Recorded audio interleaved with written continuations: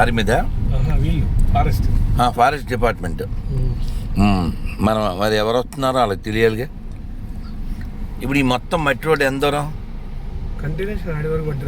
ఎన్ని కిలోమీటర్లు ఉండదు ఐడియా ఉందా? ఇప్పుడు నుంచి చూడలేతే శ్రీశైలం అడవులు, శివరాత్రి కోసం మా అడుగులు. పువ్వులు కాయడానికి సిద్ధంగా ఉన్న ఆకులన్నీ రాలిపోవడానికి సిద్ధంగా.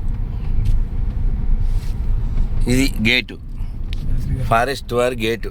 చూడండి, ఈ గేటు వీళ్ళు రాత్రిపూట వేసేస్తారు.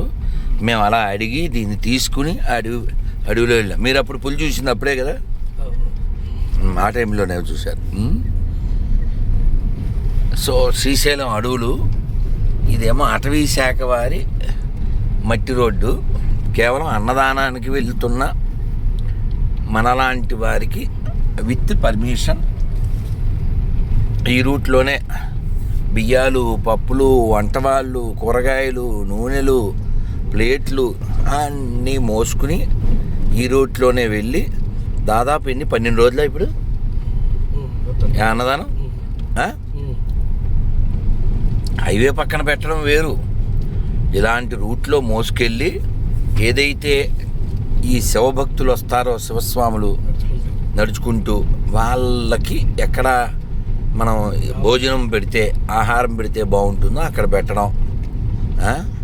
సో అందుకని జీపు వెళ్తుంటే వస్తుంది దుమ్ము, అన్నం పెట్టేవాడికి కావాలి దమ్ము. కేవలం సొమ్ము ఉంటే సరిపోదు కదండి. ఆ పని అమల ప్రభు చేస్తున్నారు. ఇంకా వాళ్ళు ఎవరో శ్రీరామ్ చిత్స ఎవరో చేస్తున్నారా, అప్పుడు చేశారు. అలా 3-4 రెడ్డి భవనం వాళ్ళు, ఇంకా మొత్తానికి ఎవరైతే ఏంటి అన్నం పెట్టే ప్రతి వాడికి అన్నం పెట్టాలి. అయితే ఒక బ్యాడ్ ఏమిటంటే, ఈ శ్రీశైలం అడవుల్లో ఈ శివస్వాములు వచ్చే రోడ్లో, అదే దారిలో, ఈ కొండ ప్రాంతంలో పందులు పచ్చగా ఒక ఏదో నిర్మించారు. మన వాళ్ళకి పాపం దారిలో కనబడింది ఏదో ఒకటి దండం పెట్టుకొచ్చేస్తుంటారు.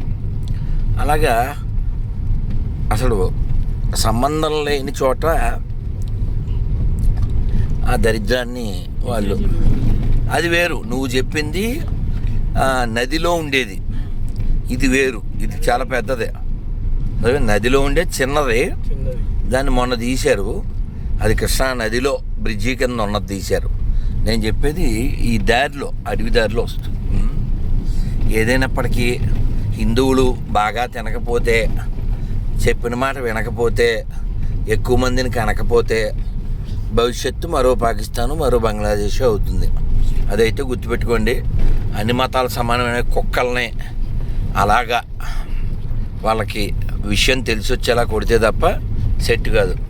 ఎందుకంటే కోవా బన్న విషయంలో కొన్ని సెక్యులర్ కుక్కలు మరుగుతున్నాయి. అతను ఏదో అమ్ముకుంటున్నాడు, తప్పేటి, వాళ్ళ మీద మీ పెతాపమేటి అంటాడు.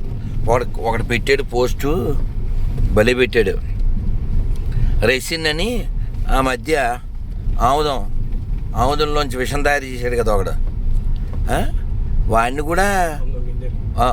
కూడా వదిలేస్తే, ఏదో నా పాటికి నేను విషం తయారు చేసి హిందువులు తినే ప్రసాదాల్లో నీళ్ళలో కలపాలనుకున్నాను, ఆ మాత్రం స్వాతంత్రం లేదా నాకు, ఆ మాత్రం కలుపుకోనివరా అని ఆడు కూడా ఒక సాడ్ బీజిఎం వేసుకుంటాడు. కాబట్టి సెక్యులర్ కుక్కలు ఇంటి దొంగలో. సెక్యులర్ అంటే చెప్పు తెగుద్దని అక్కడొకళ్ళారా 700 2 చెప్పులు నిరూపించండి రా సెక్యులరిజం ఉందని. 10 లక్షలు ఇస్తాను, మసీదులో హోమం చేద్దాం, చర్చిలో భజన చేద్దాం. ఏ సెక్యులరిజం ఉందని ఎదవలకి రోయ్